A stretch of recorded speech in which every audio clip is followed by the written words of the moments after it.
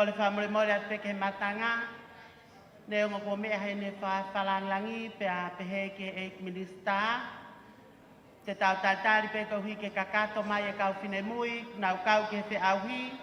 Ko le peke TJ, tuwange mai peha ngāhi whasi. Toi pe minitsi me heni pe a hoko e walu pe a kamata e polokalama e pōni. Malo.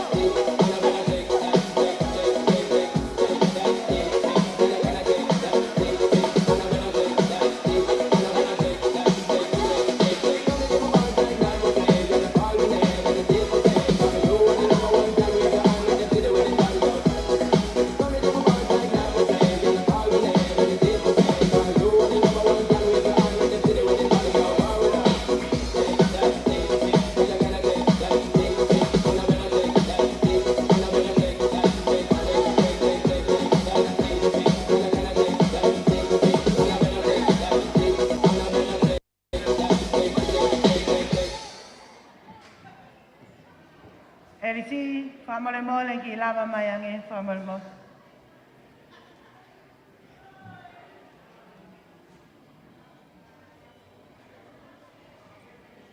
Lande mai hudelo, elo mai ringo, sadawi, sakaso soro, lava tale sabo, aungai kaya lo sare, sato pokale.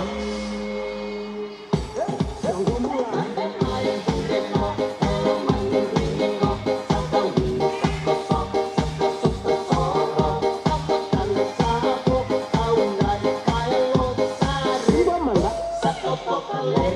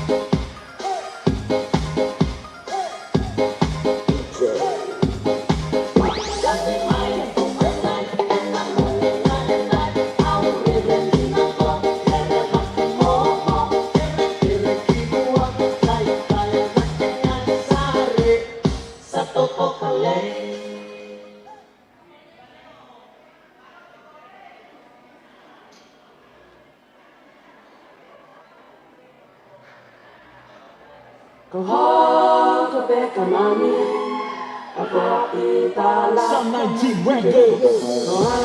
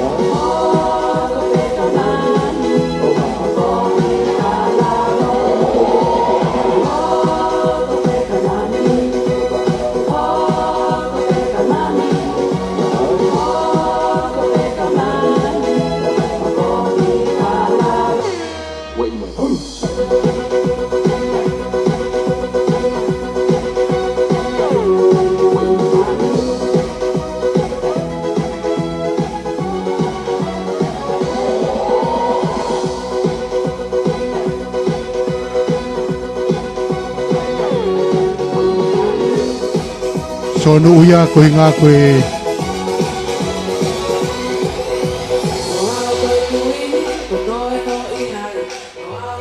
whamalola hini kia sonu ko hinga ko mau maari ai te waki koia o e ahwhakaus koia e katoanga whirimisi o e wahe whanua wa uia pia mi e hōtere Puataukanave ia pia mi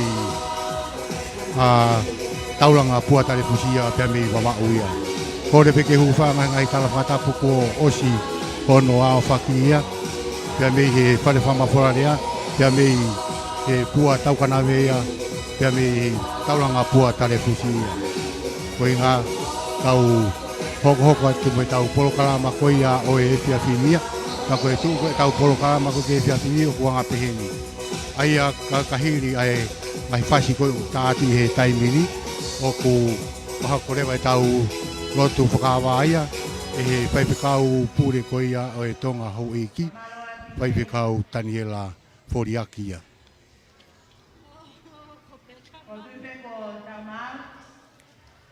koia ti tau krosi e ke MC ia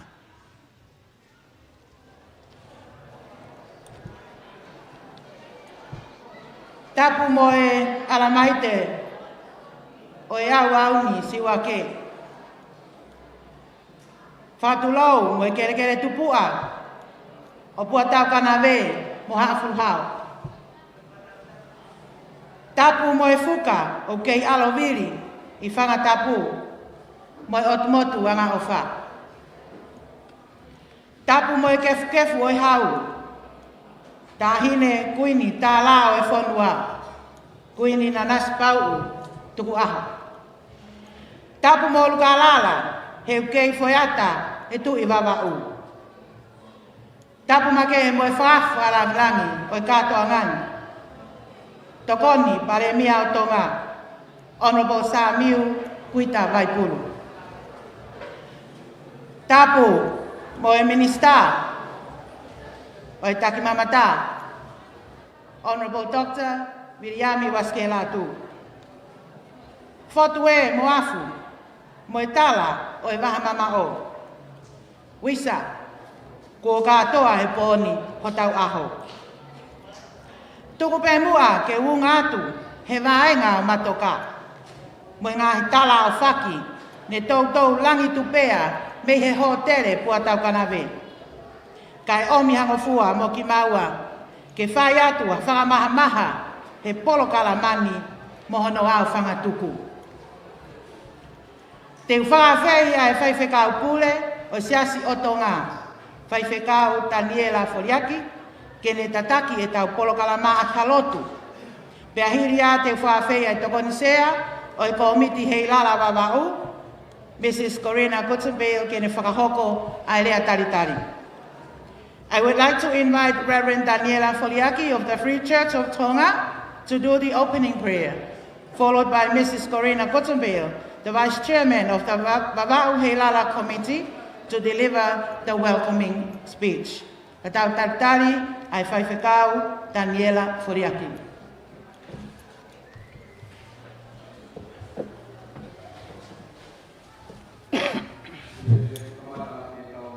Wau mamawhai ko koini a ki ha whai ha tau lotu.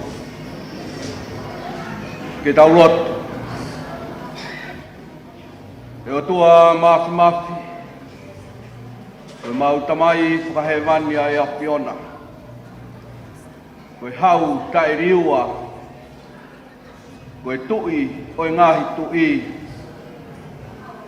Pea ko koe pe ia ai otua. Mau haka he langko tau, pea mau pata I lātu. He ofalahi pea moe tau hilelei kua whai e ho awhia. Ko e muaki o e lelei o e awhiona. Ko o hifo ki mamani. Pea ke whakahai ho o wha. Ho whaki ho o mo'ui ko hui ko ki mautolo. Pea ko mauta I maari ai he pōkoini. o ku whakawhitai ho mau lau maari e. I he tauhi lelei pia moe o whahulu kua ke whai, kua ke hanga o whakakoloa ki mau tolu, ai whainga maari o e mo ui he pō ku mau iai. O ku mau whamalo atu, ku mau tupu, hake pē i Tonga, o ku whakamahu inga iai, ai lotu pia moe wholofola. Mau whawhitai atu, he ku tai mu ai, ai hau e o tu Tonga. Kau mai kau taki kotoa pē ho mau kure angani. Hono whakamahu inga, ai lotu pia moe wholofola. Pea ku mau whakawhitai atu ai i ho awhio. Ai kei omi, ai whainga maari e ke mau lawe ai. O ku mau haka ai he langko tau. I he ofa Lahi, pea ko ke kei whakamahino pe ki ati ki mau tolu. Ke mau mana tua pe ko Sihova ho mau otua. Pea ku kei talaki pe ia ho mau whonuani. Ko Kalaisi pe aho mau mata i koloa taha. Pea koe tumu ia o e fia mo e whakawhitai he pō koeni. Koe a whei tauralo ai o tua mafu mafi o whoaki hono alo tofu pē taha nai whoaki. E hoko mai ia koe tofia ia e o tu Tonga. Pea ku kei tuuroa ai moto ko ia ho mau whanua. Koe o tua mo Tonga ko ia ho mau tofia. O ku mau i heni o ku mea heni ai whakawhi whakalangi. Ka koe tokoni pare mia. Ko Samiu kuita mai pulu. O ku whawhitai ho mau loto. E kei omi e whainga maari e, ke whakahoko e whatongia e pōkoe. Whawhitai, o ku mau kau whataha pia moe, eik minista o e potunga au e, taki mamata Tonga. Toke tā, waske la tu. Nā lama mai mea mai, ke mau whakataha. Ke mau kau whakataha e pōkoeni. Pea moe hou eiki e wahi whanua Vava'u. Kau mai whare o matāpure. Pea pehe ki he kau tak. Ho mau wahi whanuani. Pea pehe ki he kau tak ki e potunga au e tak mamata Tonga. Kau mai kau whakawhi. Pea pehe ki e kau whewhine hoi fua. Ko nau tu ke pore taki. Ki hona o ngahi whatongia pia mō nau ngahi tareniti. O mau te fua i Vava'u Lahi he pōkoeni. Ke mau whakamahu inga. Pia ke mau pōpou. Ki hono teke. Pia mohono tuuaki. Ai taki mamata kau mai whulau ewe i ho mau wahi whanua.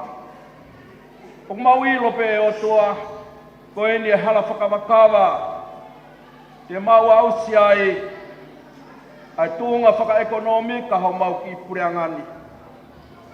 O tua mafi, whawhitai ai ho mau lau maari e. O mau lotu he hoa ko eni, i tāpua ki mai, a ho mau hau, ai tamako tupo wano. Kau mai tahine kuini na naspau.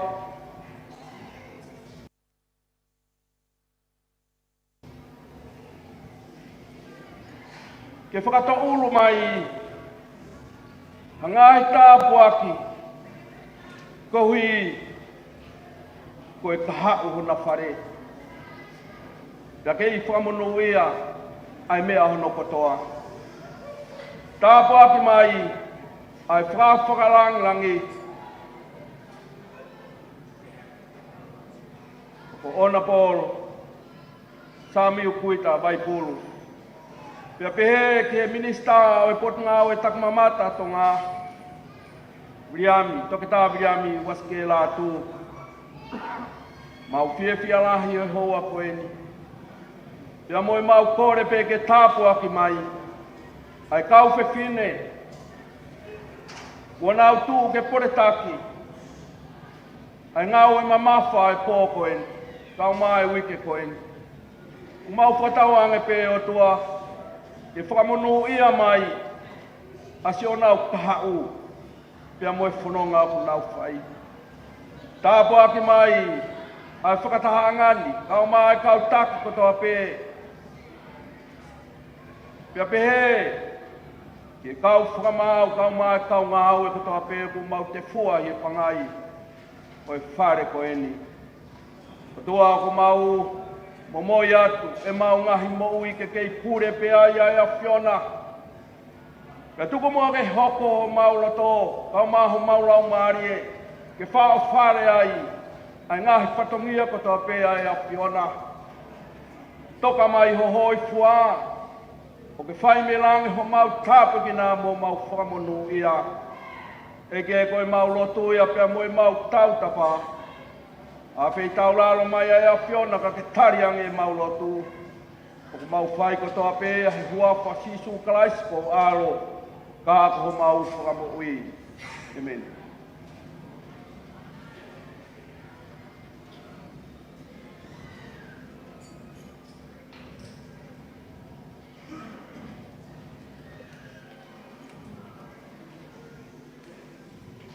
Whakatulou atu.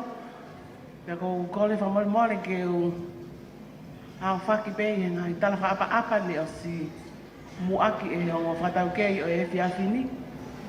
Pea tuku ke u huwhanga atu ai. Ka tā ai whina motu an ke whakahoko ai whatongia. Kua whakawhatongia a kiau i he whiawhi koe ni. O ki ai ai mawhana i he ki komiti Heilala Vava'u Masani ki he wafe ua wha. Ke o atu ai talitari mawhana ke te koe tangata eki tokon paremia sa miu kuita vai pulu ko whawhawhonga o e Vava'u Tahanima.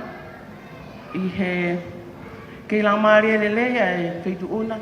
I he whiawhi hoko ene e tolu ho o tuku ho ngahi mo ua. Ka ke mea mai o whalangi langi ai ki i kātoanga masiva mo whatu ana. O ke whake mawhana makehe, i he wakai atu o i heni mo e minista o e Potungawe, o ke taha pia mo skela atu, pia o ko taritari de lei koe i he whiawhini. Wat wakai taritari de lei ki he eksea o kau whamau, kine ki whamau pule, koe eiki whamau ia o e whawhanoa Vava'u mo i onga niwa. Pea pehe whoki he ongo ātita. Kai pehe ki he ho ek whamau o e pōni. Koe whatongia whaingata o ko lawe i o hiri ki ho mouma.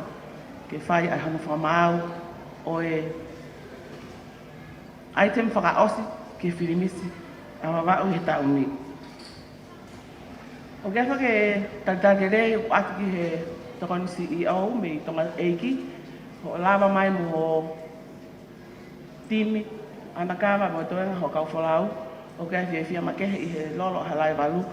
I ho mo lava mai o poupou ki he kamatai o e ki katoanga ne fuoloa hono tani ka koenu ko toe whakamānama mai. Whakai whiawhia. O ko taritari whiawhia whoki ai Current Miss Heilala. Si tita wainuku ki he Lolo Halaevalu he te whini pia mo i pōwhaka osi o e katoanga Heilala o e whiawhini. O kai whake taritari makehe o ko whaamu ki whakahoko atu ki he kau sponsors kotoa ki he katoanga Heilala a Vava'u. Kei ki o toi whakamatala hingoa o ko mō mea i pia o hoi kina tu o whiha e he ongo whatau kei o pōko toa pē homo ngahi hingoa. Ka koe talitali lelei au wita ke te kimotori he efe afi koe ni, mo whakamalo ko hi koe ka pane kai homo ngahi tokoni whakapaanga, he kai ke malawa ke whakakakato homo ngahi patongia ai ki komiti koe ni, pa koe whiawhia lahi ai. Pea ke ngai hofonga i whae, ma ngai hofonga i tamai, ke sola mo ulangi, o tau i heni i he whiawhini, o mau talitali lelei ki motolu, ke katoanga whiawhia o e whiawhini. Ka pawete u ki i lawe nou, e whalangi he whiawhini ke ki komiti koe ni, na talo hono ui ki komiti ke whae mau whatahu. Pea hange pe, he kai ke lawa. Ka kuia e whiawhia makehe i he whiawhini, pea kumawhanda whini motu anu. Ko hiko taki lelei ai sea, pea ko ia ni whakatotolahi ki mautolu, e lawa pe ai whiau. Pea whawhitai ko e whiawhini, o tau whamooni, ki he ene visone, mo ene tui, mo ene whalala. Ne ongo pe koe hae, lahi pe sisi, hange ko lea tonga, si perere e kai haa kai whai, pai kai ke tuku e waka kai whai ha kakau. Pea ne ongo ene sisi, ko pau ke kamata. Pea ko whaambe ko kamatain, pea hoko pe hea, i kai tau hoko mai, ke tau mawhana mo pe popo waki, i he whai o ki mai moa koe ni, ko wholoha no tuku. Ko tala monua te te motol ka whine mui he pon, o whake mo mau ha interview whiawhia, mo roto lahi, pea mo whiawhia. Neo ko hai ola, tau whiawhia ko tau pe ko hipo lawa e whatongia, na tau lotu mo whakaam, ki tau whakahoko he whiawhini. Ko tala monua te ke taha ko tau pe, o ki hene he pon, o whake tau mau ha whiawhia, pea mo mawhana, pea ikai ke tau loto mamahi, te tau whetū huaki, mo whetū kuaki, ka tau whiawhia pe i he eiki, ta whakatatau ki he loto mawhana, ai whaiwhi kau, ane nai angi. Ngā tai lea, lewe malanga.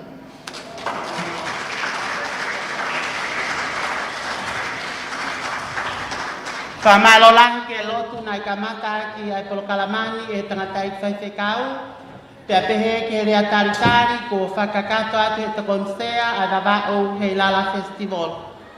E whawhalangi ka umaa e minista o e takumamata, ko kore peha whai ngā malie, ke u toi whawhailoaki atu ai sea o e kauwhaka mau pea pehe ke he ongo ātita.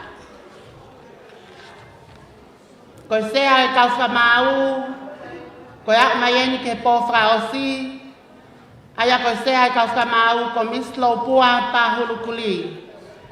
Ko senior magistrate, ko eiki whakamau polisia o i whawhanua Vava'u pea moiongo niwa. Ko i mei lava ene e tau e ua, e ni whakahoko whatongia, i e whawhanua, na ane hoko ko whakamau polisi ma olunga, talu me he aha uluaki o Sanuari wa whe wanoa. Ko e tau mua te whito e ne ngā we, ko hono kumi o i whakamau totonu, i he wawe taha, aki, a hono whakahoko hono lelei taha. Mō kātaki o paspasi mai, ai e whamau polisi e whakonua mislo pua pahulukuli. Ko yongo atita, o ak mai ke pōwhra ose o e tau whi auhi, aia ko e atita uluaki, ko e pule o e whale paanga e whakonua Vava'u, mista lauti whi iloaki tau.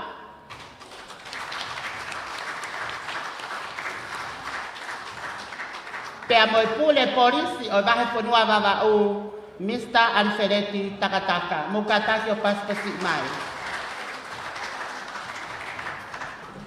Ko kinau tolu ia nau whai ai ngā aue, mawhatuki pia mo whai ngataa, i hono au whanga tuku ai ola o e tau whiauhi i he tauni. I would also like to introduce to you our judges for this stage interview. O ko le peke toi whawhiloaki a te kau whamau koe ni ki he tau stage interview koe he whiawhini. Ko le peke kau whamau, ko whahokat pe o hingoa pa ke lawa ke mamata mai matanga ki a te koe. Mrs. Silvia Halafihi Pulotu. Sylvia attended Vava'u High School from 2005 to 2011. She then went on for further education under the New Zealand Manaki Scholarship Award in 2012. She graduated with a Bachelor of Arts in International Relations and Political Science from Victoria University of Wellington. Via was also fortunate to go back to New Zealand under the same scholarship award and graduated with a Master of Education with distinction from Victoria University of Wellington, New Zealand in 2023. Sylvia is now an Assistant Senior Lecturer at Vava'u High School, and she is the Head of Humanities Department. Kataki katauto e paspasi mai, Mrs. Sylvia Halafi Ulotu. Katau whamau honoa, Mr. Edgar Hart. Edgar is the principal of St. Peter Chanel College. Pea koe whamau whausi, Mrs. Lucy Whakanunu. Lucy is the officer in charge of Maydeck, and she is the manager of Botanical Garden. Kataki katauto e paspasi mai, ai kau whamau o e whiau I whakaosi, o e whiawhini pea mo e wike Heilala a Vava'u. I he whainga maari e koe ni, o ko tukuanga ia ki he Miss Heilala, Miss Tonga, ua noa, ua tolu, ua noa, ua wha, si tita Hamilton Vainuku, o kune fia ke kau ngā kau whakataha pa mwe kau whine mui, o kuna wei pā ki he Miss Vava'u e ua noa, ua wha, o kune kau mo tau tolu I e whiawhini, kene whahoko atu ka whameite ki he whawhalangilangi pia mo e matanga. Ko kore pe ke tau paspasi mai mua, ai Miss Heilala Lolo Tonga, pia mo ene whameite, si tita Hamilton Vainuku. She is escorted by Surias Ofa, koe tō taha pe e tau ngau e ai potu ngau e tak mamata I Vava'u ni.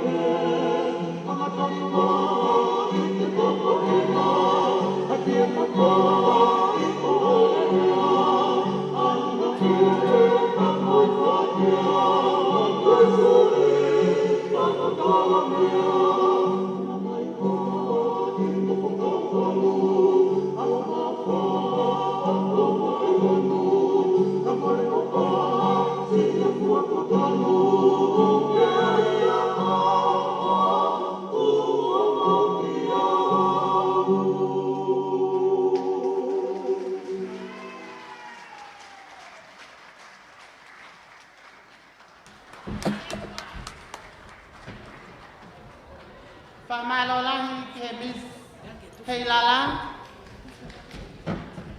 Ka tanki mai eskoti o tuwhia te pale. Whamalo Lahi ke Miss Heilala ko ui ko lava e ne tawalunga ma ai matanga.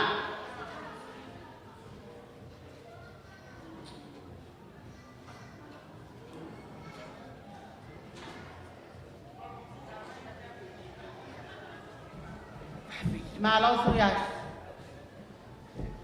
Ek whasalang lang.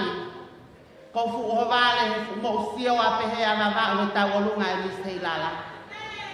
Te pau peke pehe.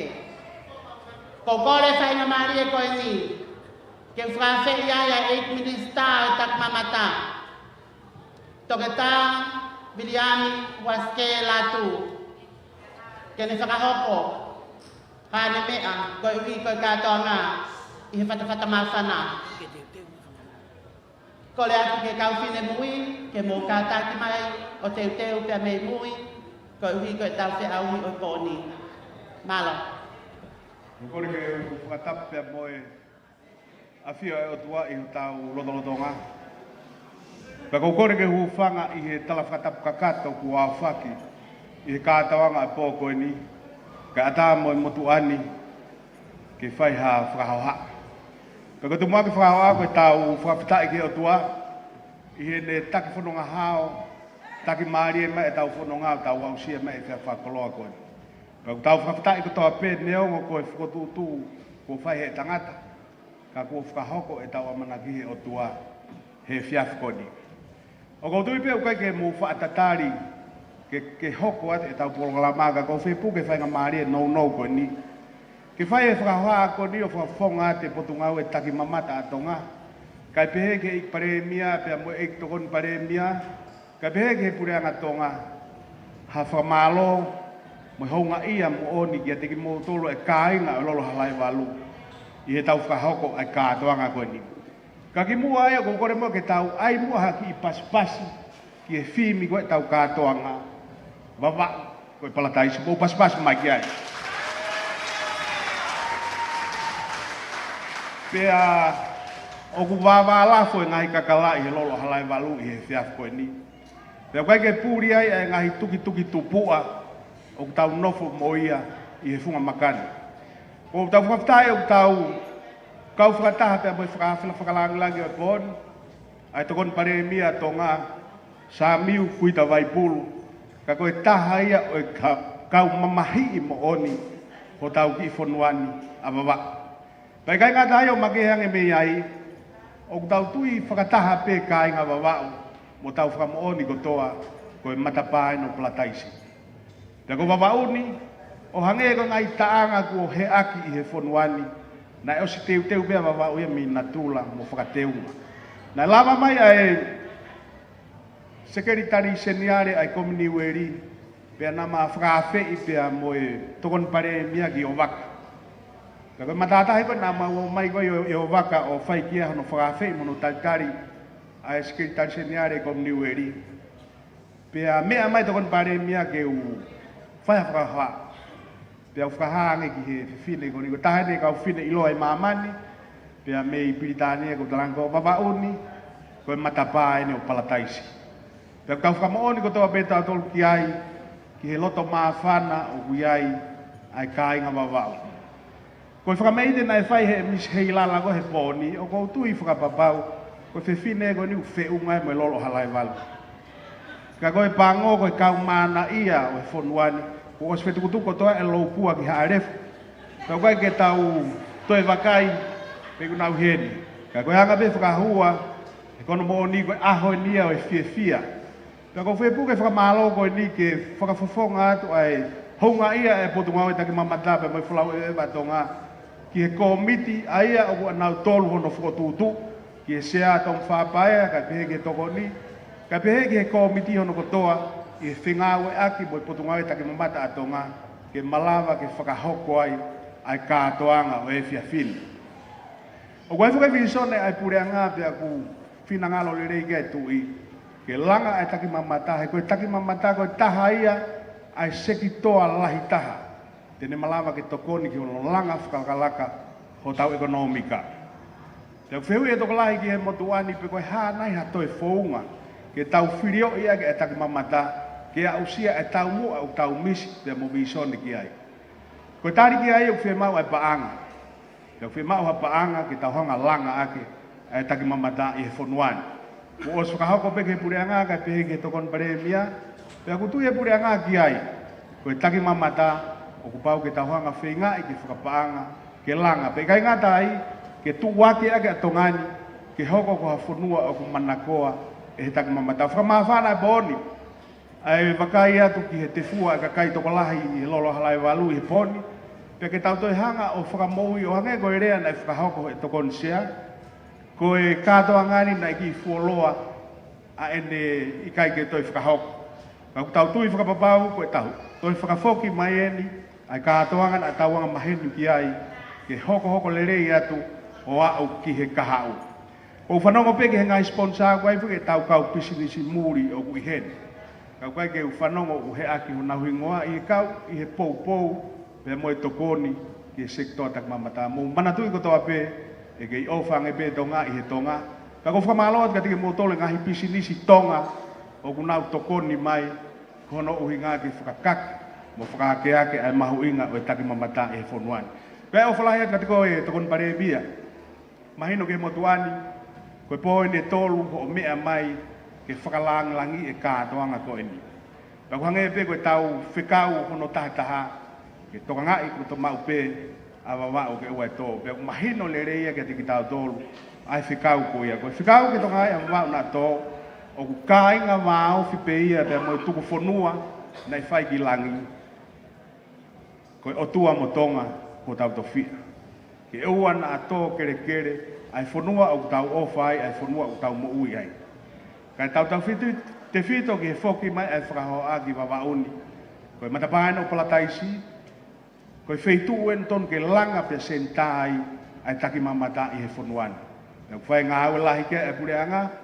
Kau e whakafonga dai pe e potunga aue i he taimita tau. Ka pau ke hato no ai fua whatongia o mau whakahoko.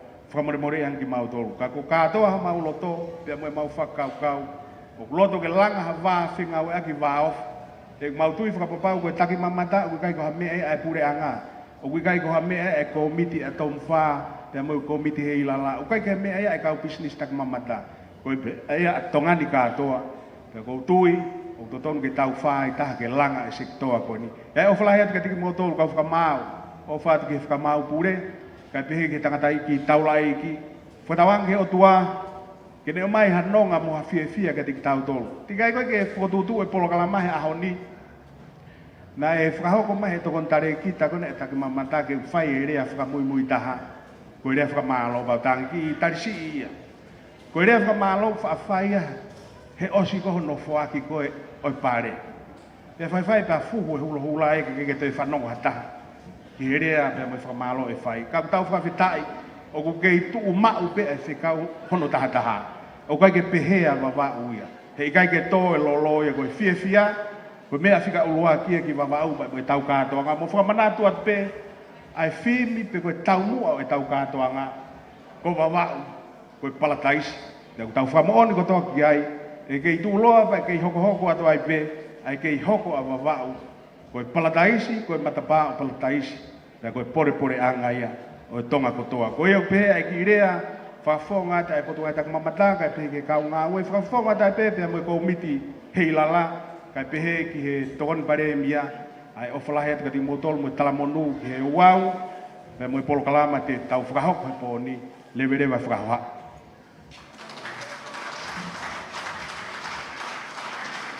Pamalo Lahi ki he ex-minister tak mamata ko hi ko to Lahi pama ai Palataisi o Tonga ko ta tolo senta tak mamata I Tonga ni katoa. Ko kole pe te tau hoko atu ki ai temi ai tau tupu pe me he funga sai o ne. Lolo Tonga e whakahoko atu ai whaiva koe ni pe me muani ka take kau whine mui mo lava mai koe hi ke tau teu ki he tau stage interview e pōni. Malo.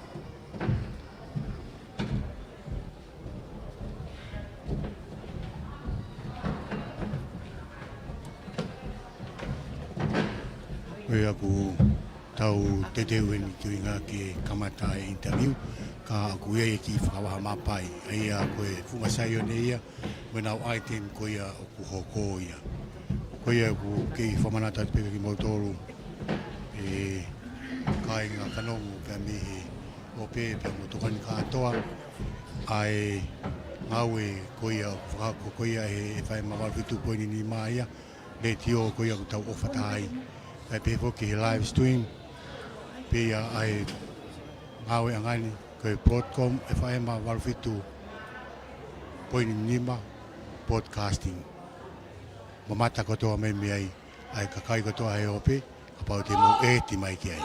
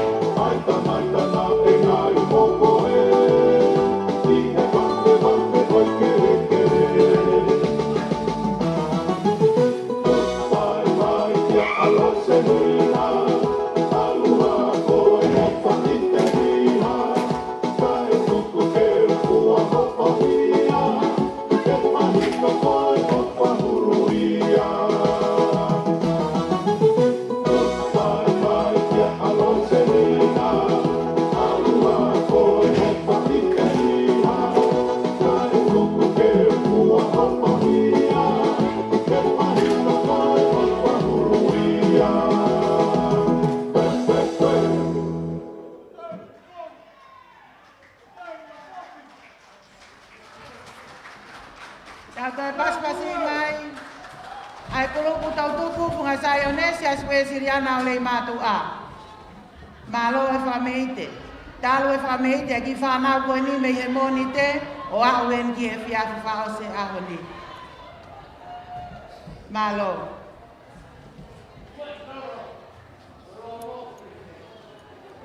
Ladies and gentlemen, let us begin with the final event of the contestants, which is the stage interview. These contestants will choose a question that they are not aware of to answer right here on the spot. They will be judged on confidence, eye contact, relevancy and quality of the answer, and clarity in speaking and emotion control. Elsie Fariola will assist us in bringing the questions for the stage interview and ensuring that every contestant selects only one question for her interview. The question is asked in English and in Tongan, and the contestant can either answer in English or in Tongan.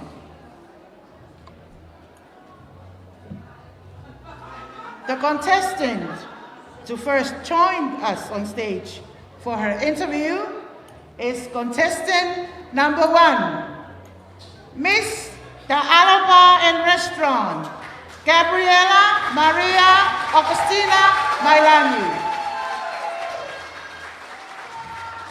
Mo paspasi mai ai whafofonga o e te Alaba and Restaurant. Ke ene te ahui whakaosi o e whiawhini.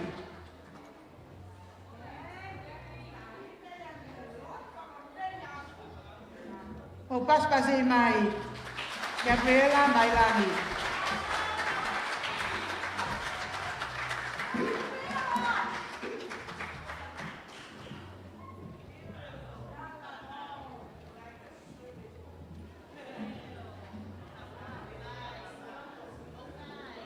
Hello, Gabriela. How are you? Are you ready? Pick a question.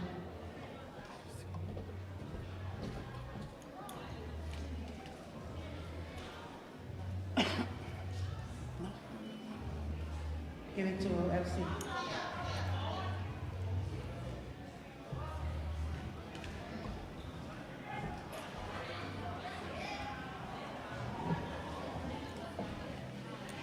Miss Dalaban Restaurant. Your question is, Katake matanga, kita whakalongolongo, kai ongoilele e taine whewi, pe alawa ke whanongolele e ka whamau. Your question is, how would you promote Vava'u as a tourist destination to the outside world?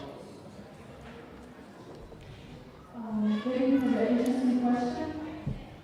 How will I promote Vava'u as a tourist destination to all overseas? In this question, and how I will promote Vava'u, I would like to introduce every simple tourism program on every social media I have. Also to all the youth in this country, Tonga and all the Pacific, I would like to put on a program to tell everyone that this is paradise. And I would like every whale watching needs to be the best. Every sightseeing needs to be the best.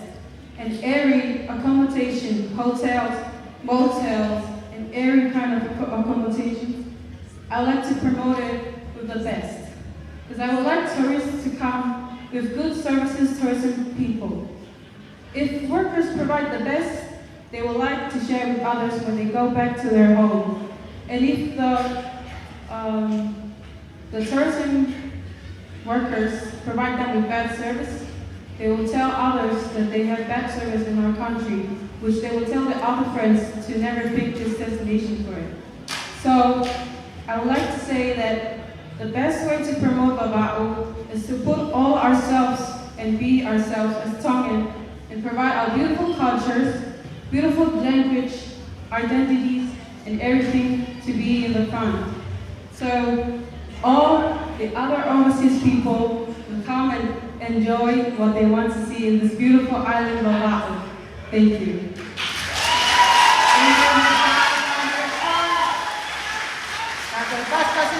I contestant number 1. Thank you, Gabriela. Please welcome on stage contestant number 2, Miss PP Construction USA, Lidia Fabiana Taufo'o.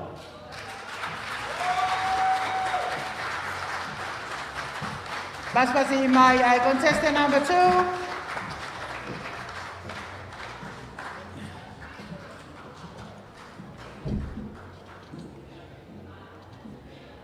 O paspas mai.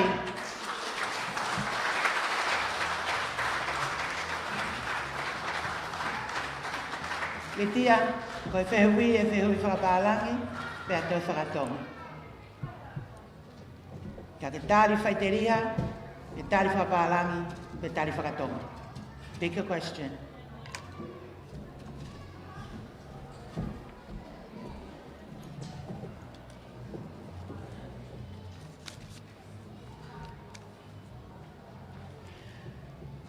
Lidia, your question is, if you could go for a vacation anywhere in the world, where would you go and why? Ko whē whanua I mamani, o ku ke whie ewa mā Lolo ki ai. Pea koe hae uhinga, o ku ke whili ai ai whanua ko ia.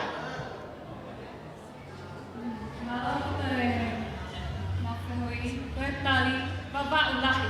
Vava'u Lahi, o Putaukanave Lahi. Ko hinga whiri a Vava'u ke uhau o mā Lolo ki ai as a vacation. Ko hi, ko Tonga vea whirmārie. Ka ko Vava'u. Vava'u the paradise, ka ko apia. Ka ko api vea no ngam whirmārie. Hika whentuia ka tau hange ko Vava'u. Whawhoofa mā tātahi, mā tāwhanga. Te whawhoofa mōna o kakai. Ka vehe hoki ki whanua. Koea. Another round of applause for contestant number 2. Thank you.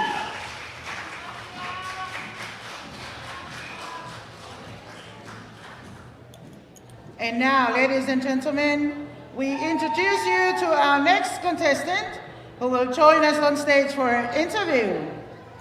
Contestant number 3, Miss Ministry of Tourism, Vava'u, Saffron Cosmius Unalaka Kiamerino Latu.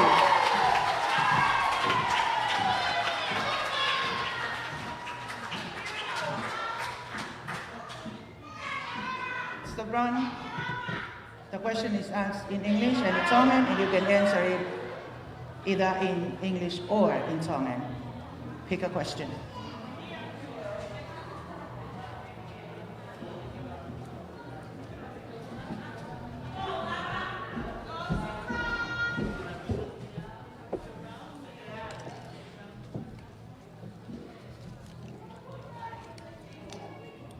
Miss Tourism, your question is, education is the only key to a successful future. Do you agree with the statement? Why or why not?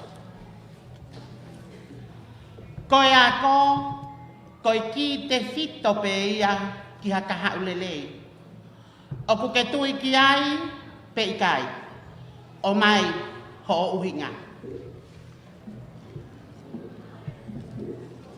To answer your question, yes, I believe that education is the key to success. I am an ex-student of Senior High School, and I educated last year, graduated from Senior High School. And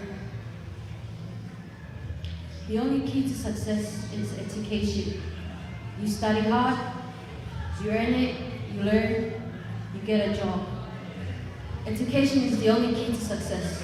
If we don't educate from school, we don't get a job, we don't get a future with our families, and that's all. Thank you. Let's round of applause for contestant number 3, Miss Minister of Tourism. Thank you. Our final contestant for the stage interview is contestant number 4, representing Vava'u Lahi Sports Bar, Tiare Latanoa I Tarafungani Kuku Tukitoa. O paspasi mai ai whapafonga tika wha, whapafonga ai Vava'u Lahi Sports Bar. O paspasi mai ai whine mui.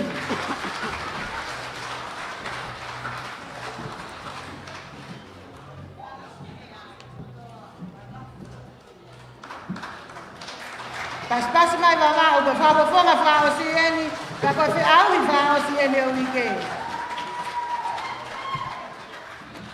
Tiare.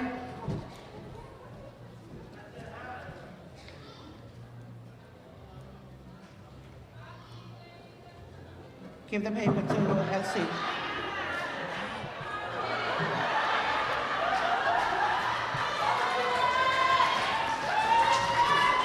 Mau pas-pas mai.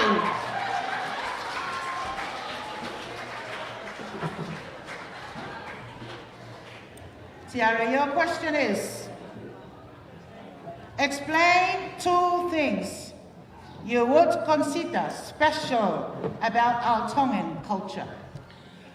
Whakamatala I mai, ha mea e ua o ku ke pehe, o ku matehe ai ho tau ulunganga whakafonua.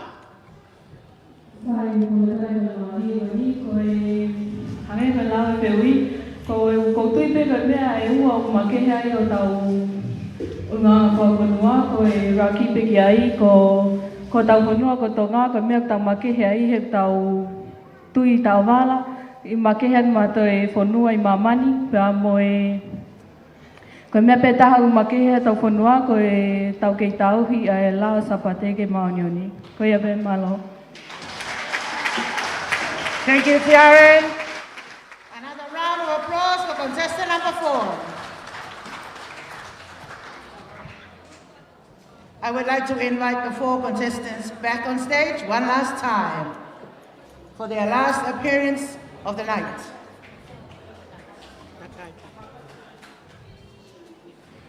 Ka taki ka moto e paspasi mai e ka whine mui e taka wha, o kna wei pa ki he Miss Vava'u, ua noa ua wha. Miss the Alpine Restaurant, Miss PP Construction USA, Miss Ministry of Tourism, Vava'u, and Miss Vava'u Lahi Sports Bar.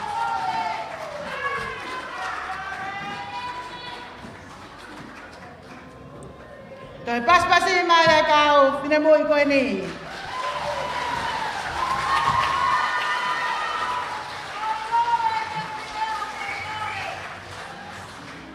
Thank you, ladies.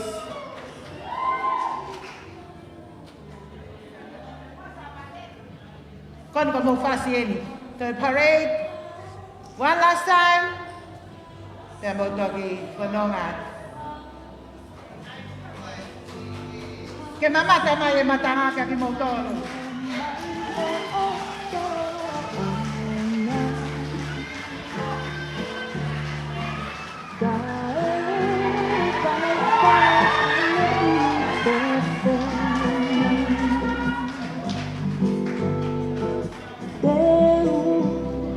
O paspasi mai ka pene mui kuna loto to.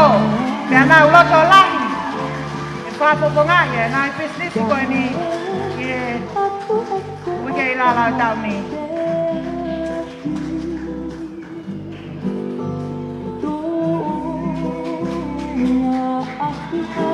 Thank you, girls.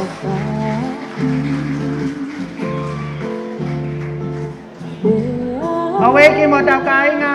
Koe kakato ia ai whiau I interview, pea koe kakato katoa ia ai ngahi whiauhi, Nai kau ki ai kau whine mui e toko whā koe ni, o nau wei pā ki he Miss Vava'u, ua noa ua whā.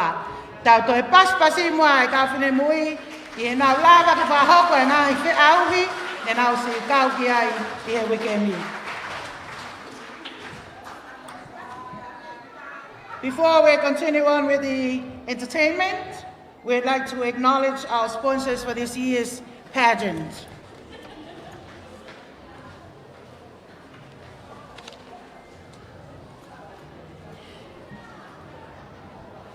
Ministry of Tourism, Puataukanave Hotel, the Halaevalu and Restaurant, Vava'u Lahi Sports Bar, BP Construction USA, Albert Cottonville Trading, A&A Retailer Store, MBF Bank, Lupetea Apartment, Same Restaurant, Motor Parts and Seascape Adventures, JW Hardware, Louis Charters Vava'u, Kalapu Layone o Neiafu. Mama Cho, Mary Chain, Shop Online Australia. Og nau sponsor foaki he poni o buheni e tale kita, nau foaki ke kaumisi, te fito e nau ngawe, putu utai Vava'u ai Lolo, ai au iloa ke Lolo tupai. Lolo tonga heni e tale kita, nau ngawe pe i Australia, o ku me meke nau ngawe i he fashion pe mai cosmetics, Pek nau foaki lewa he poni ai mea ofa, ngahi mea bali-bali, pe ak se unga ia pe moi paanga Australia e wange au ni manoa. Pe ak toi foaki pe moi vausia, paanga e wange au Australia. Ke kau misi pe kau kia pe moi Miss Heilala, e lawa pe ke nau shop online, pe lawa ke e fai e nau ota, while the director is still here with us i Vava'u.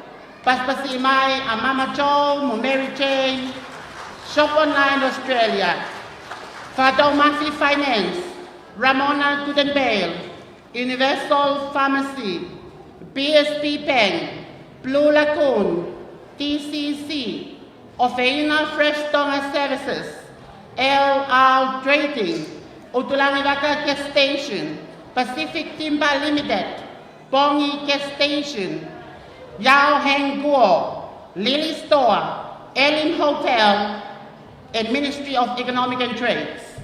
Ko tau sponsors ia. Mo kataki o paspasi mai, aki nau tolu na nau tokoni, ki he polo kalama, o e Vava'u koe Palataisi. Mahalo e tokoni.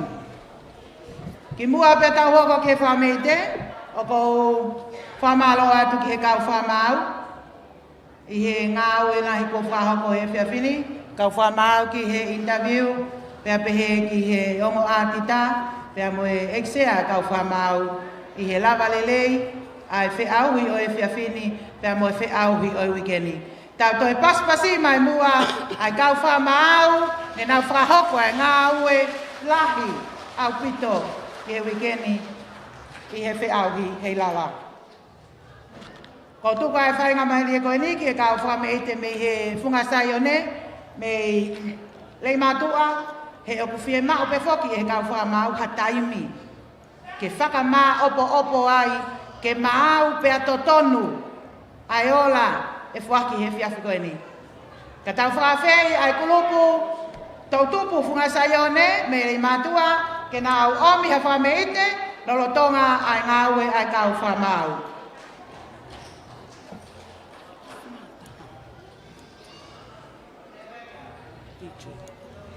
Koe e o tau kei whamalo e pe ki he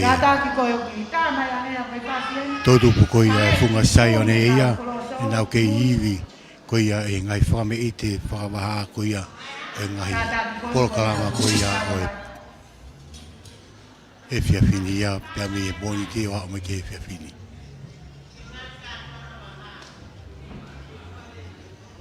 Koe e whamanata i peke mautolu me whamalo la he pea ki he Reti o pea Vava'u, e whai mamaru fitu poni ni maa, e pe whoki ki he KCC, e laine koe ngā, ke whama whora tuai ai polokalama whirimisi o e wāwhe mawha, ui ke Heilala ia o e wahe whanua Vava'u ia.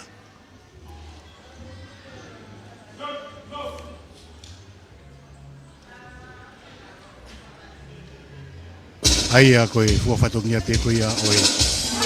Polokalama koe a kātoanga koe a I Vava'u ia koe ahonia. Aia koe le pio pia Vava'u pia. Pia koe ni kaunga we kai te foki e nau live stream. Ka Podcast FM. Marfitu koe ni ma podcasting ia. Koe o whamaro e ni ke kaunga we ai. Live stream koe e retio pia Vava'u. Pia moe retio koe ngā koe whamafora. Whangatonu atu koe ia. Oe Polokalama Pirimisi, oe Vava'u Heilala, oe wahe ponua Vava'u ia. Kai pe foki ki he punakau e TCC, oe ngā koe laine telefoni, I hono whamapora whangatonu atu, pia mi he hotere Puataukanave ia, pia mi he tauranga Puataukanave.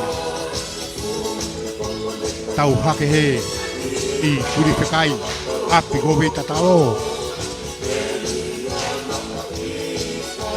Matangi maari e, oroto Neiafu, pāke pouono, tau pou he hala siare Halaevalu.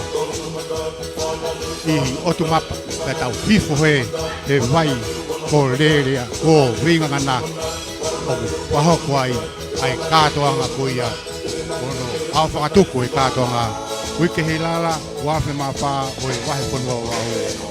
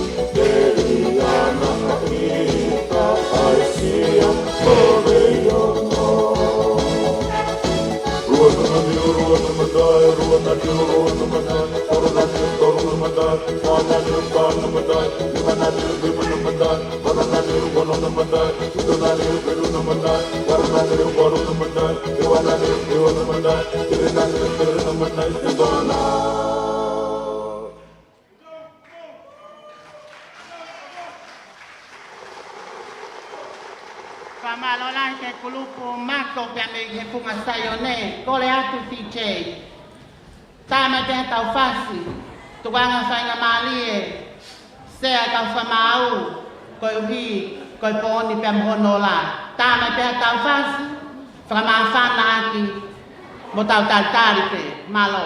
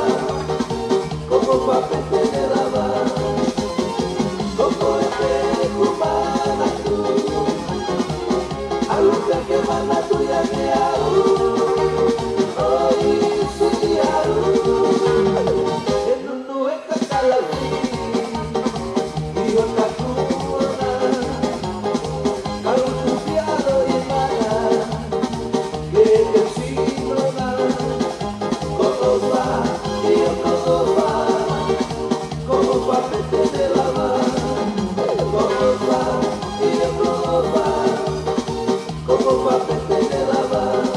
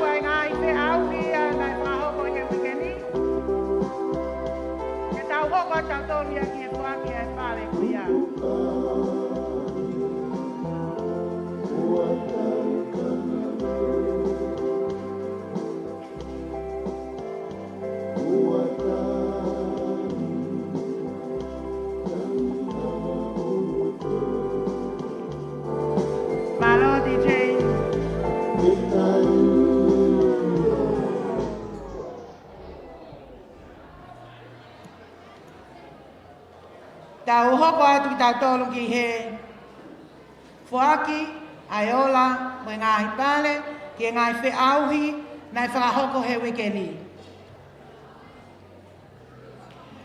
Before we proceed on with the program, I would like to invite the Minister for Tourism, Honorable Dr. Viliami Waskelatu, to present the awards in each category charged this week with the help of Miss Tonga, Sitita Hamilton Vainuku.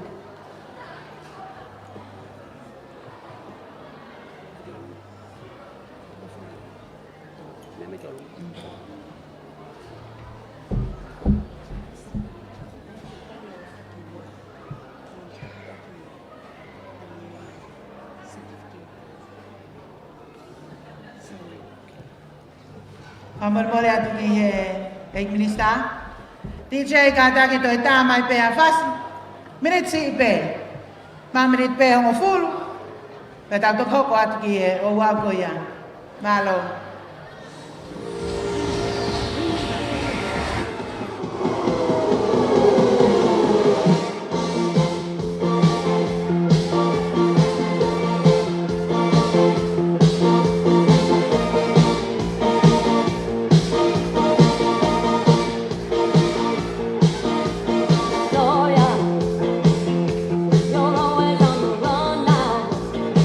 Running after somebody.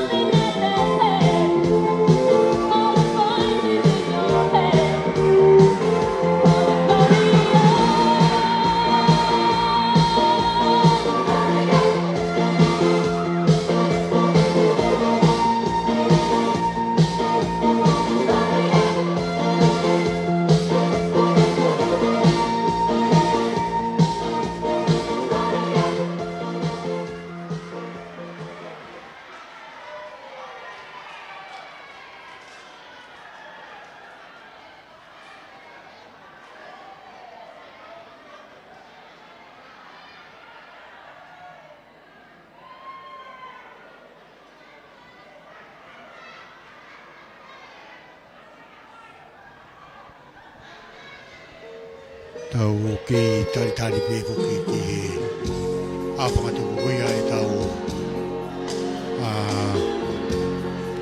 polo kalama ko ki he fia finia ai aku ki whamau ki ngau ke kau whamau ngā ki ai tutu ni biang moe pao singa ko ia ai tau mau pare ko ia ki he ponia tau me po moni te a me ke po me tu ko tai minia kamata ke ma we matanga ia ai polo kalama me tu ko ia ai holo ko ia o Puataukanave o ko openia e tu ve swimming pool ka ia e kau mamata ia ia ko nau mahata re ni na tolu pe ia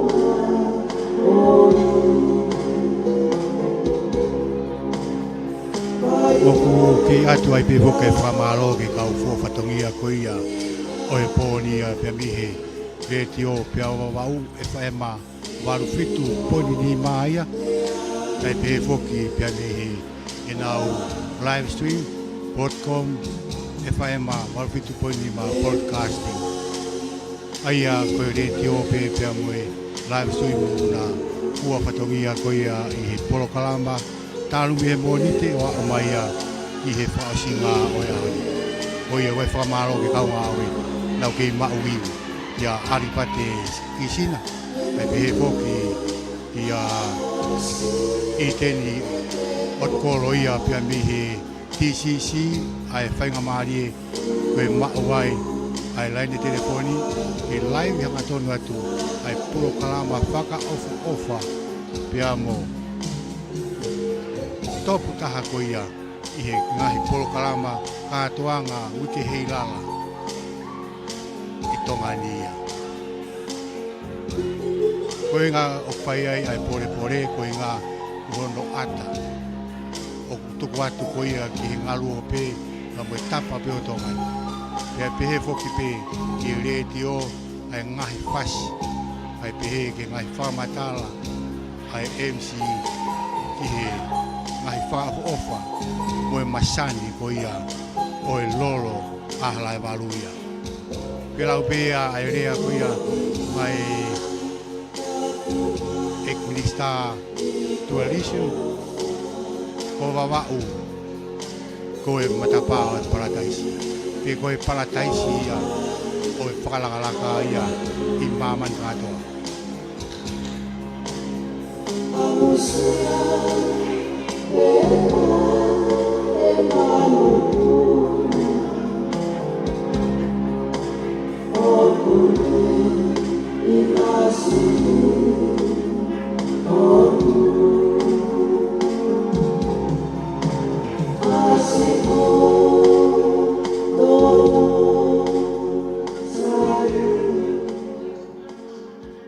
Okay, pe mo whakamaro foki ki e tautu pukoia se aswesi lana tawatarina koia o rei matua ia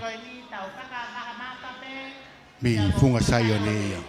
Tuanga ke whanau te whine koe ni pia mei he funga sayone ke nau whai ata whaiwa koe ni malo.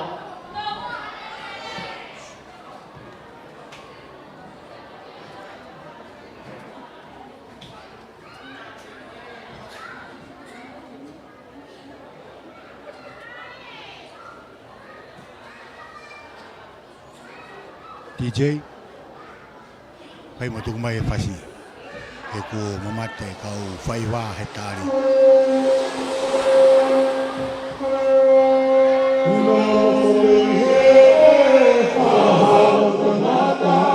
O whanongo he tue, mo e wakalave tanga, e ai manu launa e putoli he kakala, ko ahono mausa, pea te kia sola o tata.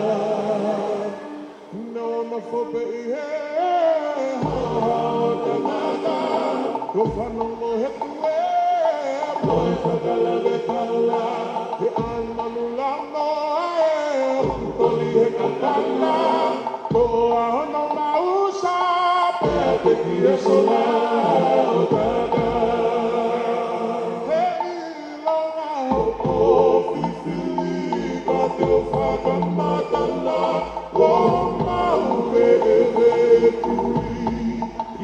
Bota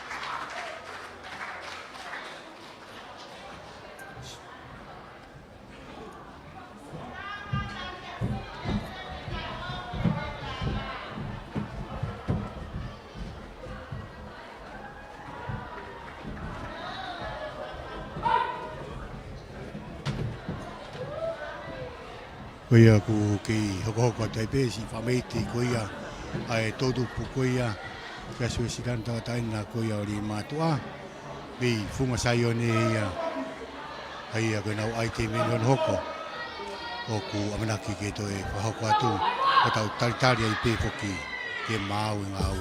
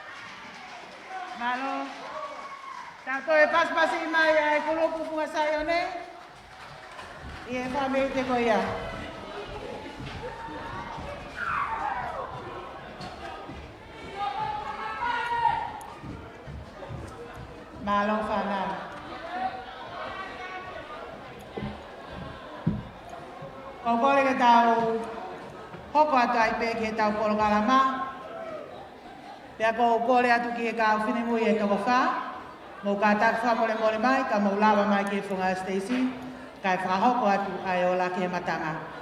Tātāki katau paspasi mai ai whanau e tau whāko nau e pāke Miss Vava'u wa noa wa whā.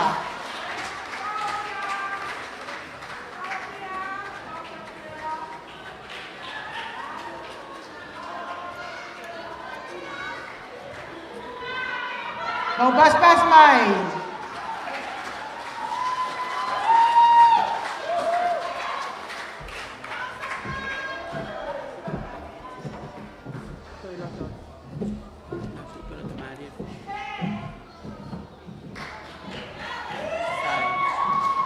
Sai, betul. Kau fafe ini ai minister tak mamata, kene kata pemulmole o fuakiane ai ngahi pale ko ini ke ngang fe auhi na fraho ko ye weekend.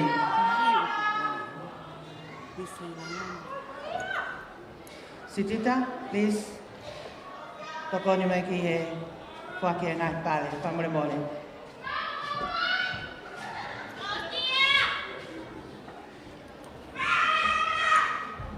Tau kamata me he se auhi samrong. Pe koe teunga matatahi. Third runner-up, or in fourth place, she will receive a consolation cash prize of 200 ba'anga, donated by Kalapulaione o Neiafu, and a certificate from the Ministry of Tourism.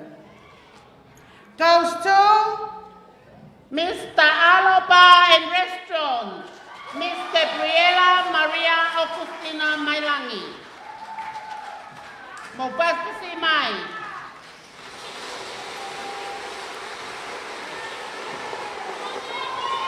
Hello.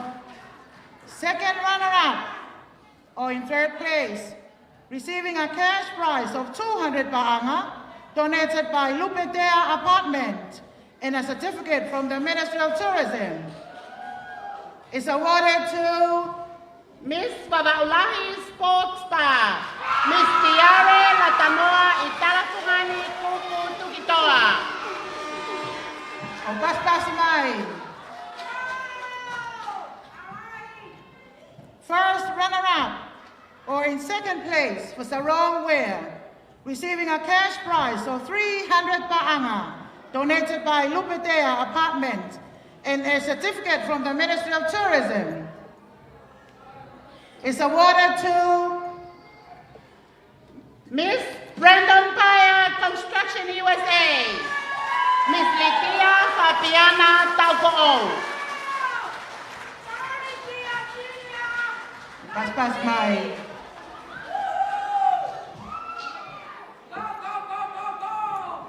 And the winner for Sarong competition, she will receive a cash prize of 500 ba'anga, donated by Lupetea Apartment from Leslie and Kalita Waika and family, and PSP Bank, a certificate, a bouquet of flowers, and a sash from the Minister of Tourism, along with a compliment gift pack from the Bank of the South Pacific.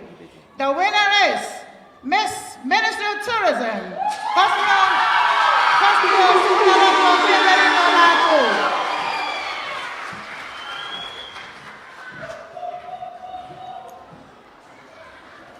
Pamala tu ki he kau whiawi, ko he whiawi uruaki ane nau kau ki ai.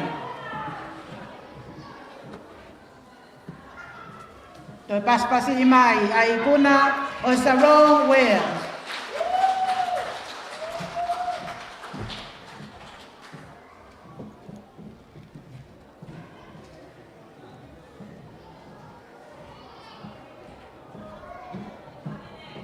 Kau paspasi mai.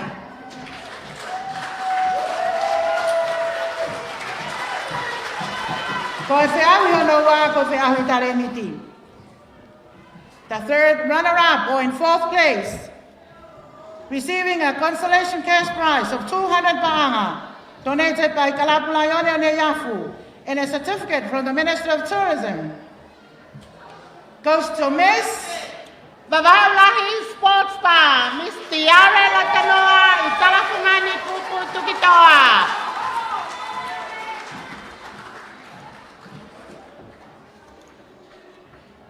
The second runner-up, or in third place, receiving a cash prize of 200 ba'anga, donated by Louis Charters Vava'u, and a certificate from the Ministry of Tourism, is awarded to Miss Brandon Paya Construction USA, Miss Litia Fabiana Tauko'o. O pas mai. Hallelujah.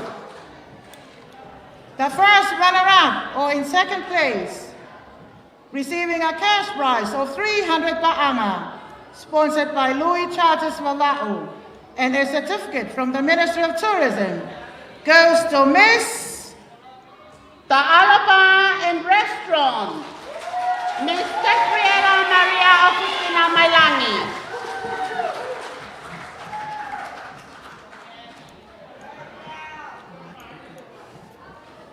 And the winner for talent competition, receiving a cash prize of 500 ba'anga, donated by Louis Charters Vava'u from Los Salima and Takitoa Tamoy Peau, and BSP Bank, a certificate, a bouquet of flowers, and a sash from the Minister of Tourism, along with a compliment gift pack from the Bank of the South Pacific. And the winner is Miss Ministry of Tourism, Saffron Cosmios, Unaloto Kemerino Latu.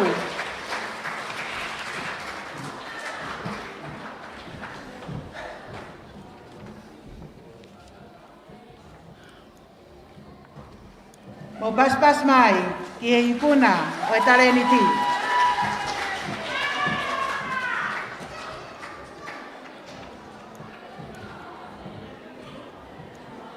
Ko e whiaawi hono hoko, ko e island creation. The second runner-up or in third place, she will receive a cash prize of 200 ba'anga, donated by A&A Retailer Store, and a certificate from the Ministry of Tourism. Is awarded to Miss Ta'alopa and Restaurant, Miss Gabriela Maria Augustina Mailangi.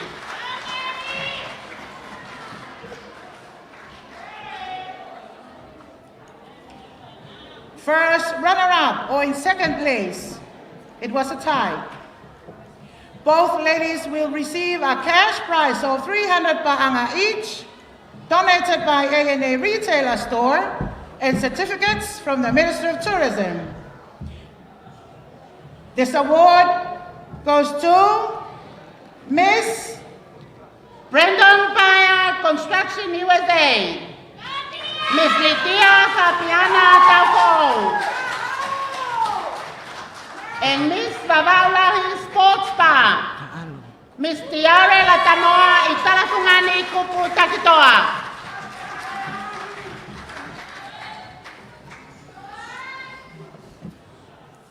And the winner for Island Creation, receiving a cash prize of 500 ba'angat, sponsored by Universal Pharmacy and Clinic and BSB Bank, a certificate, a bouquet of flowers, and a sash from the Ministry of Tourism, along with a compliment gift pack from the Bank of the South Pacific. The winner is Miss Ministry of Tourism, Saffron Cosmios, Unaloto Kemerino Latu.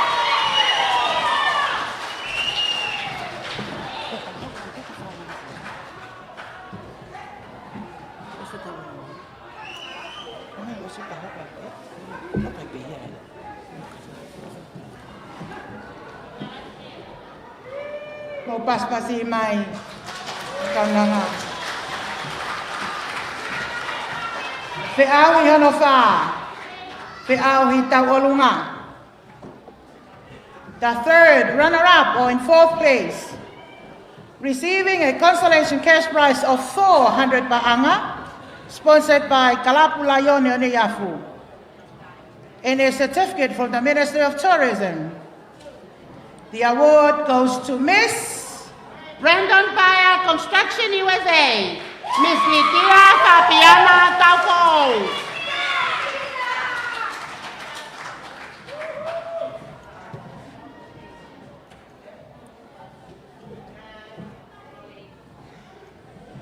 The second runner-up or in third place, she will receive a cash prize of 1,000 ba'anga, sponsored by A&A Retailer Store, and a certificate from the Ministry of Tourism. Goes to Miss Ta'alopa and Restaurant, Miss Gabriela Maria Augustina Mailangi.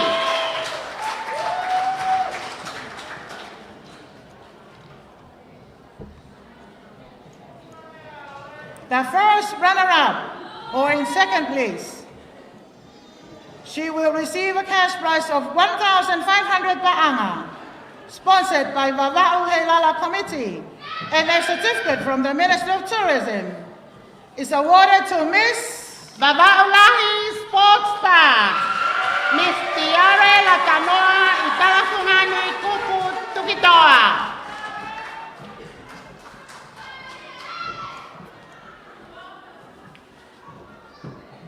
And the winner for Miss Tawalunga 2024, receiving a cash prize of 2,000 ba'anga, sponsored by Vava'u Heilala Committee and PSB Bank, a certificate a bouquet of flowers and a sash from the Minister of Tourism, along with a compliment gift pack from the Bank of the South Pacific. Miss Tawalunga 2024 is Miss Ministry of Tourism, Savron Cosmius, Unalato Kemerino Latu.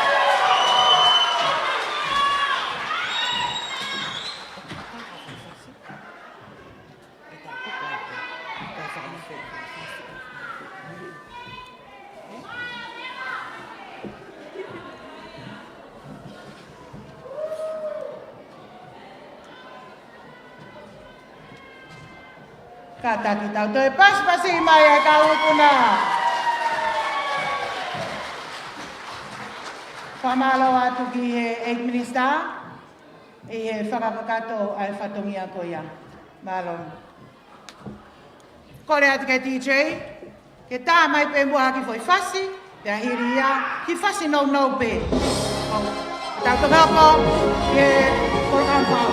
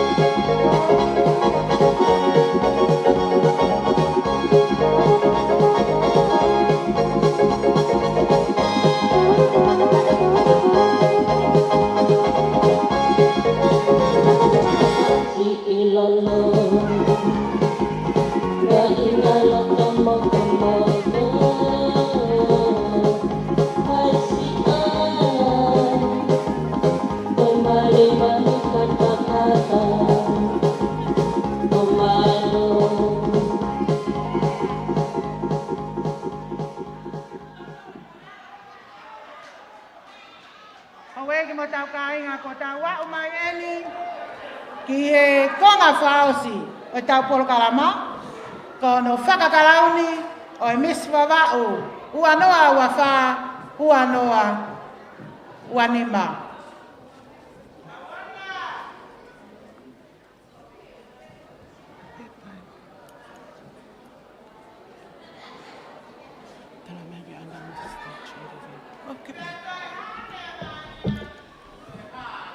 Ki mua pe tau hoko atu. Ki ona whakalauni o Miss Vava'u Heilala Festival, Wafe Wafa.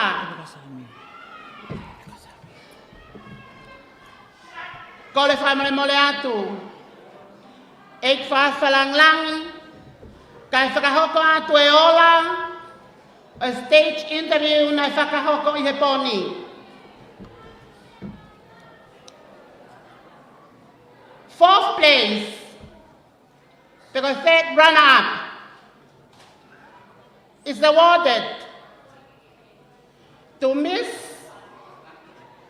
Ministry of Tourism, Sabron Cosmios Unaloto Kimerino Latu.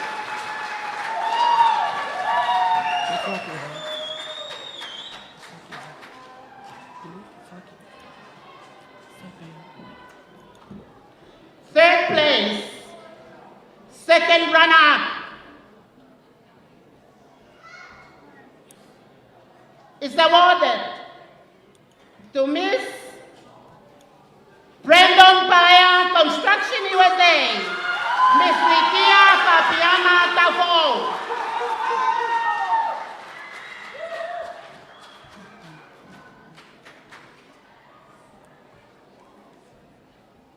Second place, first runner-up, is presented to Miss Vava'u Lahi Sports Star, Miss Tiare Latanoa Italakumani, Pupu Tukitoa.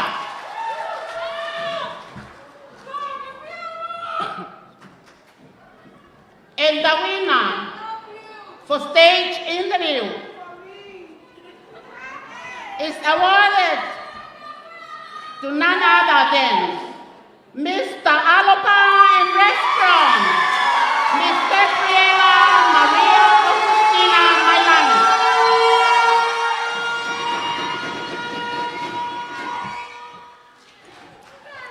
Tau pas-pasi mai kau pinamui.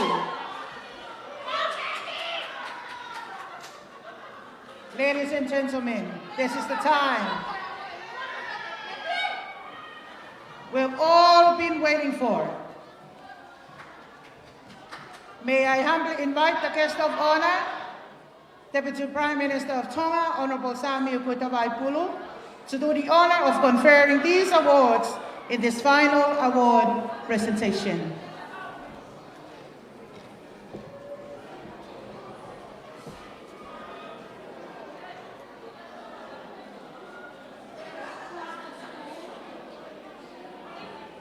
Bopas si Neiafu falang Lahi. Kene fua ki ana pare whakaosi o e tau whiauhi.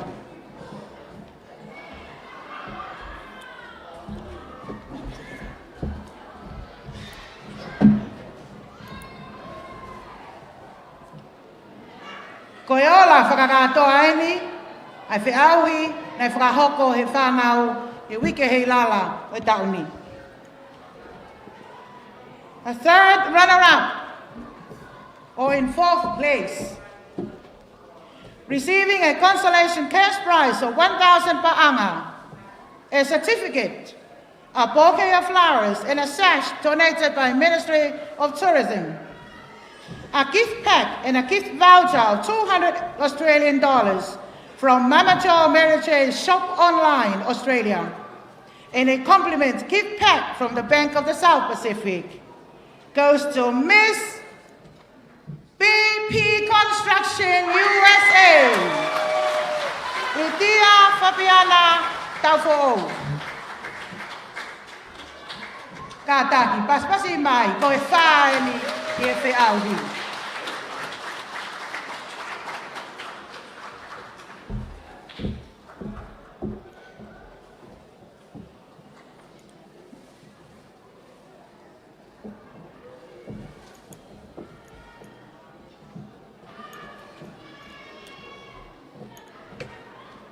O paspasi mai, valori tia.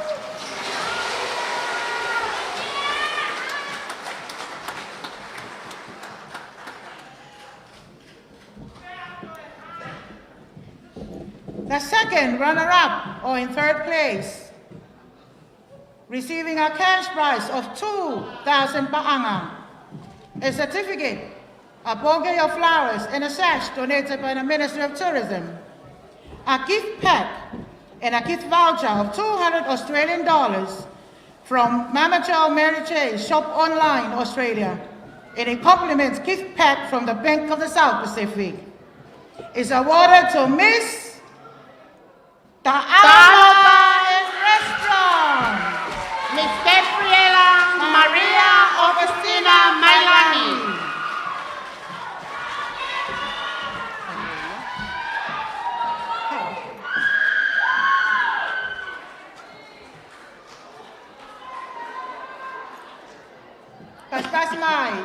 Paspas mai, Kotolu Wen, Gabriela Mailani. Thank you, Gabriela. You did great.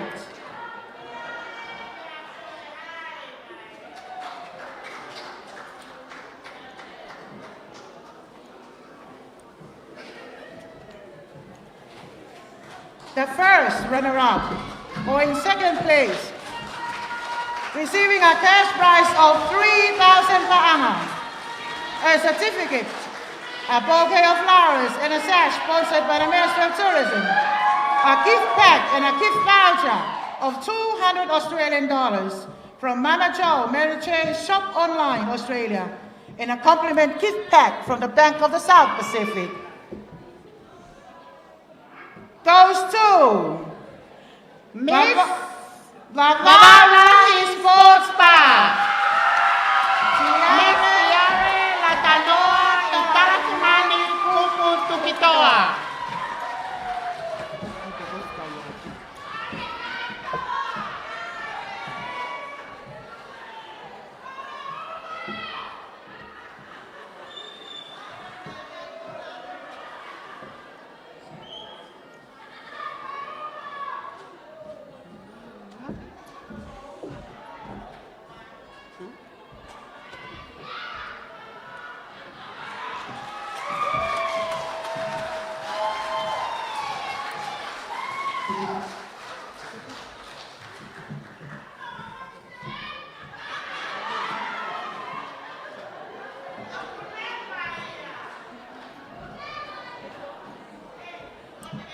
And the new Miss Vava'u 2024-2025, awarded with a cash prize of 4,000 pa'anga, a certificate, a bouquet of flowers, and a sash courtesy of the Ministry of Tourism, a gift pack, and a gift voucher of $200 Australian from Mama Joe, Mary Jane Shop Online, Australia, and a compliment gift pack from the Bank of the South Pacific. Miss Vava'u 2024-2025 is Miss Ministry of Tourism. Safran Cosmius Unaloto Kiabelino Labu. DJ Damai Haki Foi Fasi. Maai Miss Heilala Vava'u.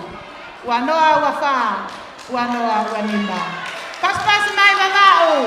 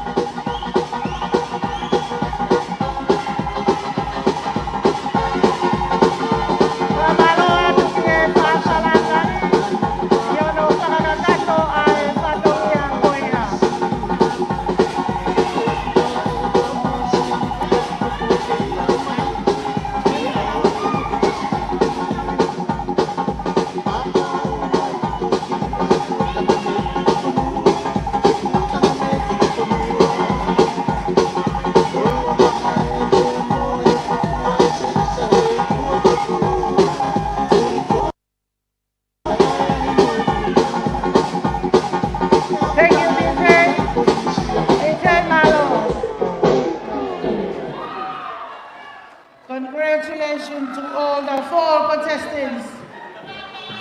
You are all winners.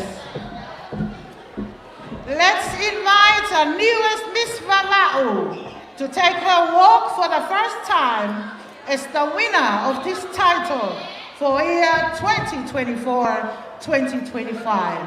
Ogolege mo paspasi mai a Miss Vava'u Wanoa Uafa.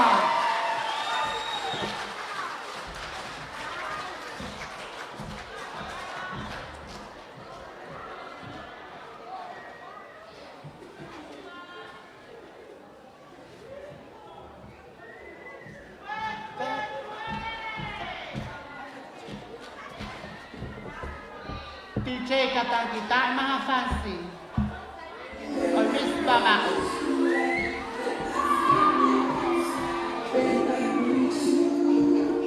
Take a walk. Because you are the winner of this title.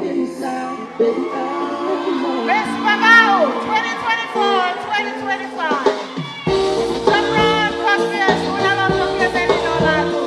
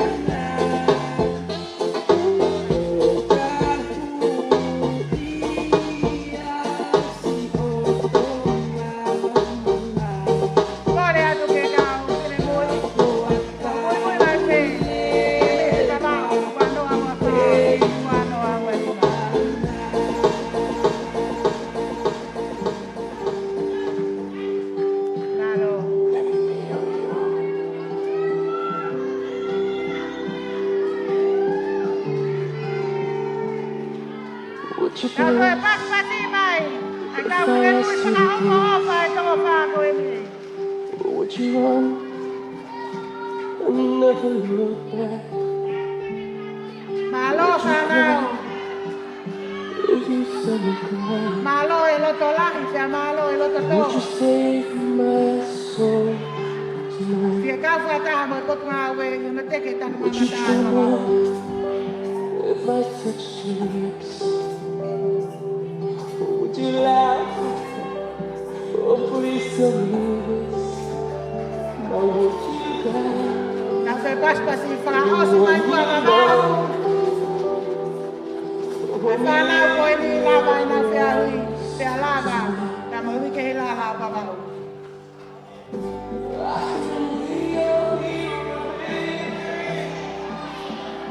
Thank you, DJ.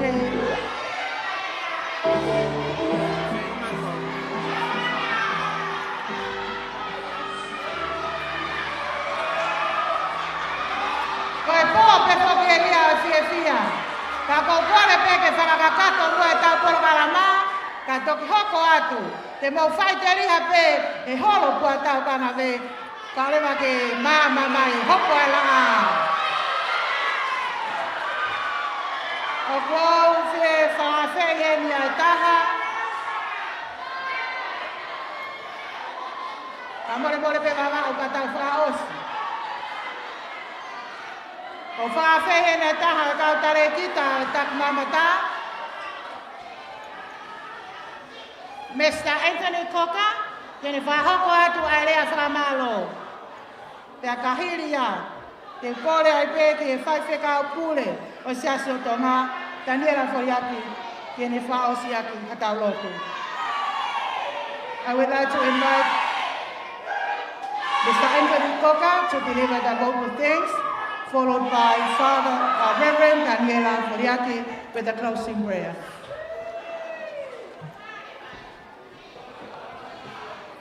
Kore ke o whangat pe ngai tala whatapu ko kakato. Kamata ke tau pokarama he whiawhini. Kai tuku mai moa ki whainga maare koe ni. Ke motoani ke whaipe ki lea nou whamalo. E whainga maare koe ni ko whawhangai at pe ek minista. Wai pun ngawe tak mamata mo whalai bewa. Toke tā via maske la tu. Pegi e toenga, o kau ngau e a whamalo loto honga ia.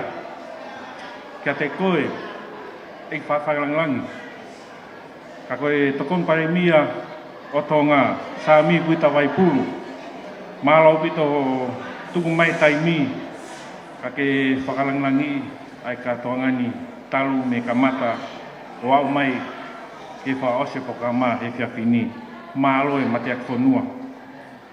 Wat fo ke whamalo ke eiko wana e wahe whanua Vava'u e whatu Lolo.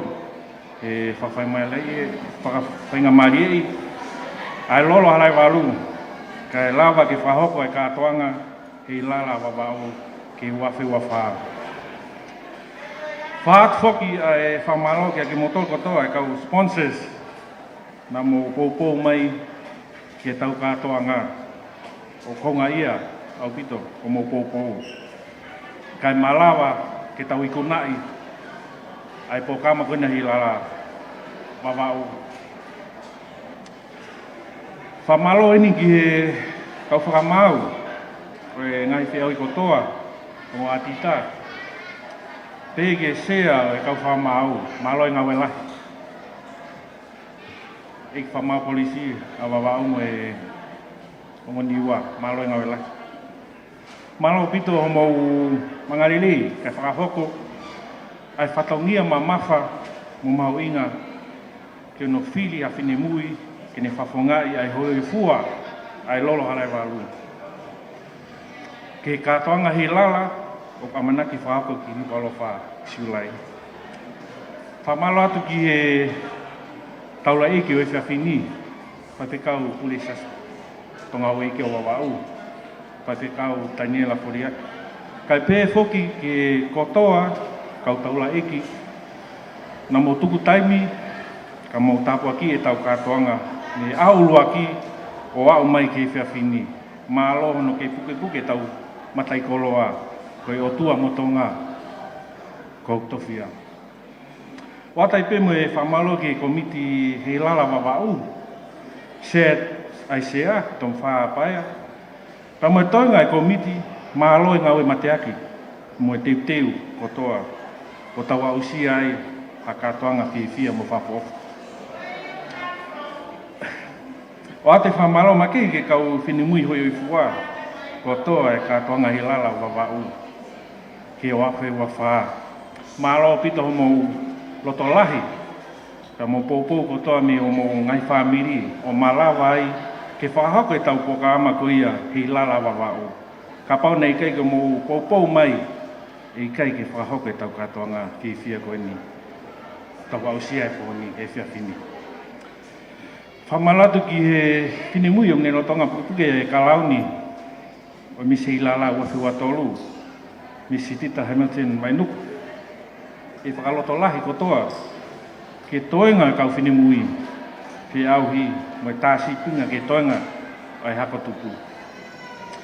Whamalo atu mo tol kotoa na mo kau mai ke pokarama kātonga Heilala e wahi whanua Vava'u grup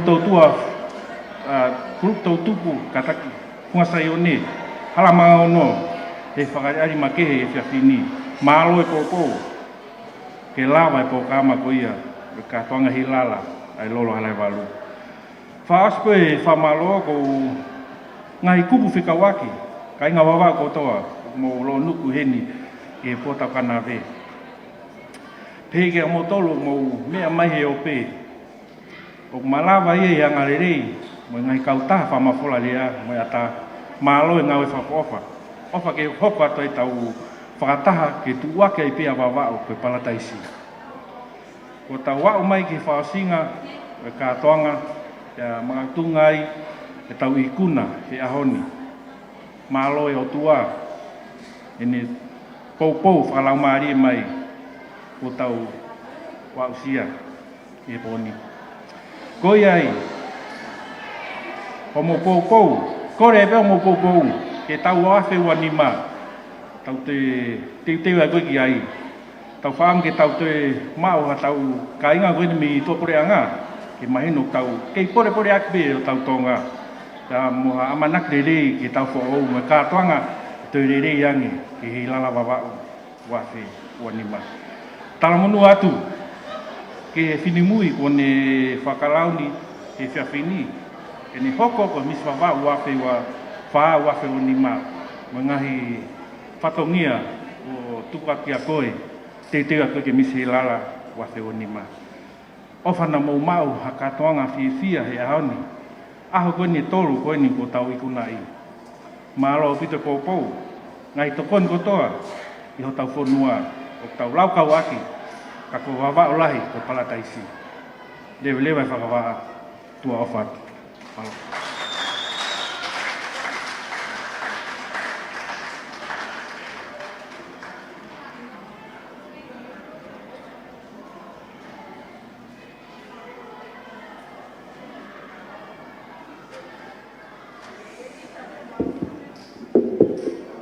Ki tau lotu.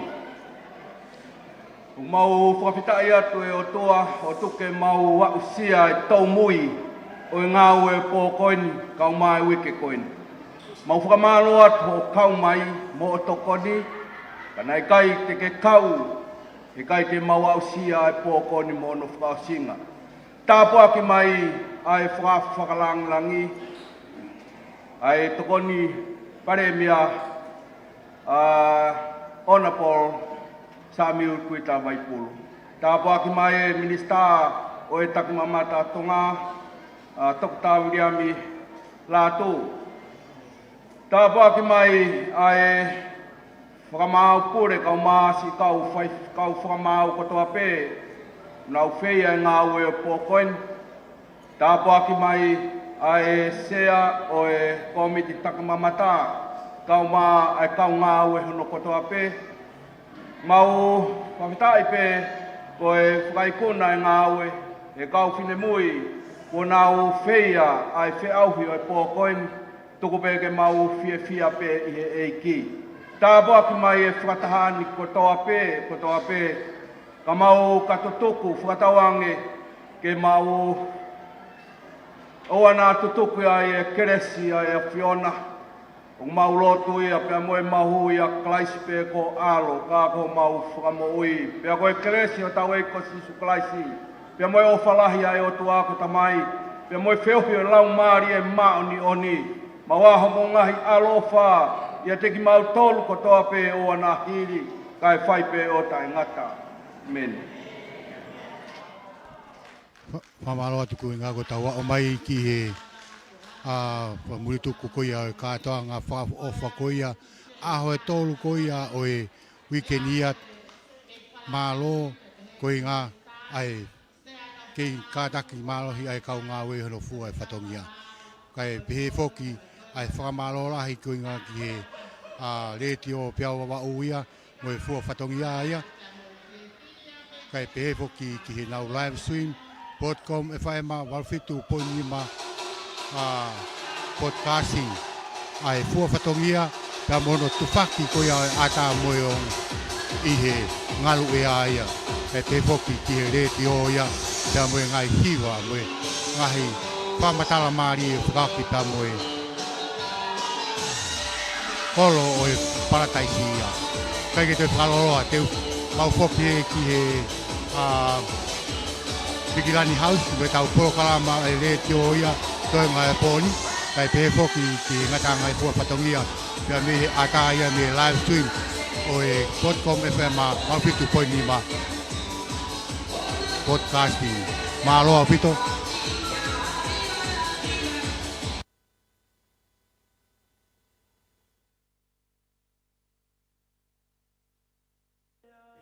Sio ata, fama confie me Fakalave tala, ea moko moko, fakavare lo.